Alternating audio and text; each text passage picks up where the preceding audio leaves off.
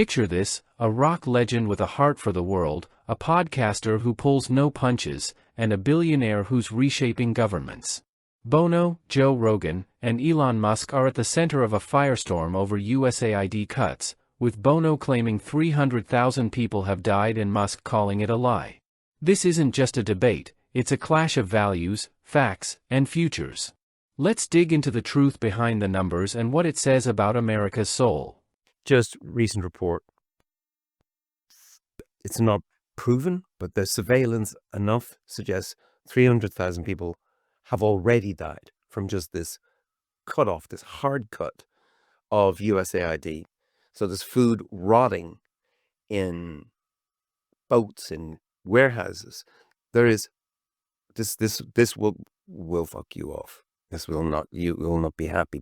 No American will, but there is, I think it's 50,000 tons of food that are stored in Djibouti, South Africa, Dubai, and wait for it, Houston, Texas. And that is rotting rather than going to Gaza, rather than going to Sudan, because the people who know the codes or for the warehouse are fired. They're gone. And so this, I don't know, what do you think? What is that? That's not America, is it? Well, they're throwing the baby out with the bathwater. Right. Right. This is the problem. The problem is, for sure, there have been a lot of organizations that do tremendous good all throughout the world. Also, for sure, it was a money laundering operation.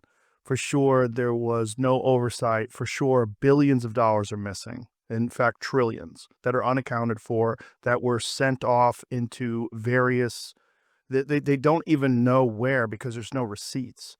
The way Elon Musk described it, he said if any of this was done by a public company, the company would be delisted and the executives would be in prison. But in the United States, this is standard. When Biden left office, when it was clear that Trump won, in the 73 days, they spent $93 billion from the Department of Energy on just radical loans, just throwing money into places. Right. And there's no oversight, no receipts. Like the whole thing is, there's a lot of fraud, a lot of money laundering. The problem is Bono's claim of 300,000 deaths due to USAID cuts, with vivid imagery of rotting food and starving children, contrasting with Rogan's and Musk's focus on waste and fraud. Valuing free speech and responsibility, USAID's mission is noble, feeding and healing globally, but reports of billions unaccounted for, as Rogan notes, demand accountability. Musk's comparison to corporate standards, executives in prison for such mismanagement, resonates, suggesting reform is needed. However, Bono's outrage, backed by estimates like Boston University's, challenges us morally. Can we let people die for efficiency? Critics like Gates and Sanders warn of millions of deaths, highlighting programs like PEPFAR at risk. The evidence leans toward a need for balance. Reform USAID with transparency and oversight, but not at the cost of lives. America's leadership and soft power are at stake, with China filling the void, as noted in the New York Times. So, here's my question to you. Can we clean up USAID without abandoning the vulnerable? I believe we can, but I want to hear your thoughts. Drop a comment, tell me if you think these cuts are necessary or reckless. Share this video with someone who cares about America's role in the world. And if you're as passionate about getting this right as I am, hit that subscribe button.